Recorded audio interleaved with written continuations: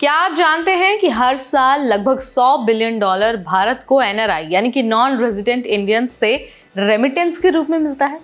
जी हाँ, ये पैसा सिर्फ परिवार को सपोर्ट करने के लिए ही नहीं आता, बल्कि इंडिया की इकोनॉमी, फॉरेन रिजर्व्स और डेवलपमेंट में भी ये बड़ा योगदान देता है। तो आज की इस खास वीडियो में हम आपको यही बताने वाले हैं कि एनआरआई रेमिटेंस होता क्या है, कितना पैसा आता है और एनआरआई इसे स्मार्टली और लीगली कैसे भेज सकते हैं। तो चलिए सब कुछ आपको बता देते हैं इसी वीडियो में।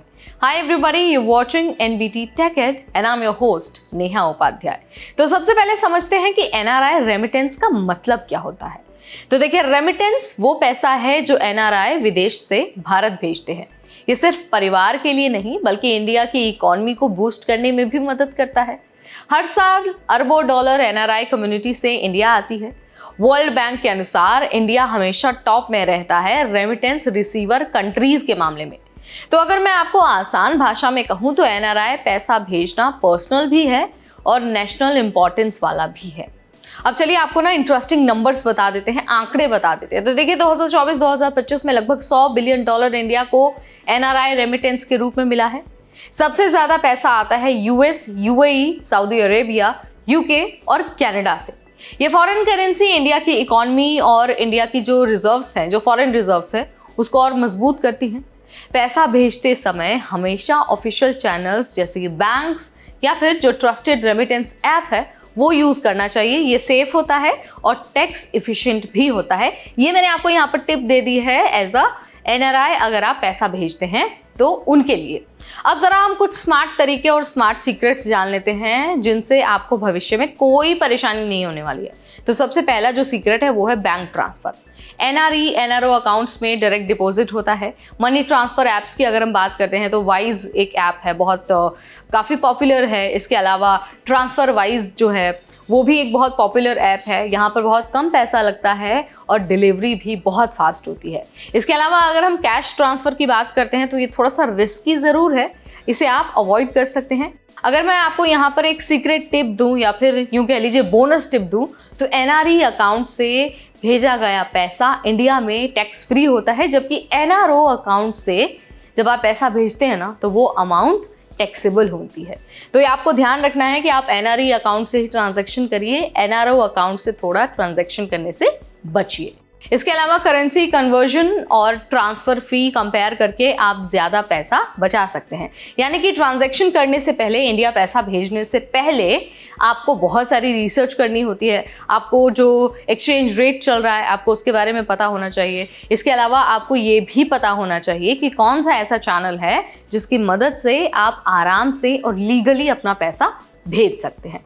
अब ज़रा ये समझ लीजिए कि ये जो पैसा है जो विदेश से आता है, जो रेमिटेंस है, वो इंडिया में कैसे काम आता है। तो देखिए, सबसे पहला जो काम होता है वो होता है फॉरेन करेंसी रिजर्व्स में हिस्सेदारी का। तो देखिए, आरबीआई के पास ज़्यादा फॉरेन करेंसी होने से इंडिया की इकोनॉमी मजबूत होती है।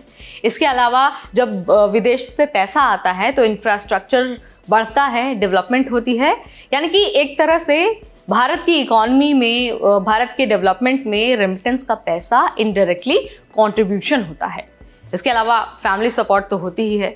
बच्चों की एजुकेशन के लिए, बच्चों की या फिर परिवार की हेल्थ के लिए आप पैसा भेज सकते हैं। विदेश से जब आप पैसा भेजते हैं तो यहाँ पर वो आराम से अपने खर्चे निकाल सकते हैं।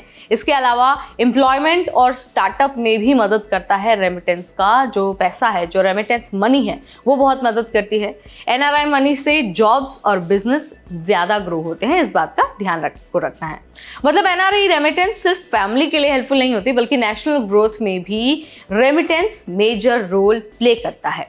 अगर आप एनआरआई हैं और भारत में पैसे भेजना चाहते हैं तो आप ऑफिशियल चैनल्स को यूज़ करिए, आप बैंक्स का इस्तेमाल करिए, ऐप्स का इस्तेमाल करिए। इसके अलावा पैसा भेजने से पहले अच्छे से टैक्स प्लानिंग कर लीजिए, क्योंकि एनआरई और एनआरओ अकाउंट सही तरीके से यूज़ अगर आप करते हैं तो आपको नुकसान नहीं होने वाला है और आप किसी जो एक कहते हैं ना कि लीगल फ्रॉड या फिर लीगल किसी चक्कर में भी नहीं फंसेंगे। ठीक, इसके अलावा पैसा भेजने से पहले एक बार करेंसी कन्वर्जन कंपेयर कर लीजिए। लो फीस वाले ऑप्शन को आपको चुन लेना है।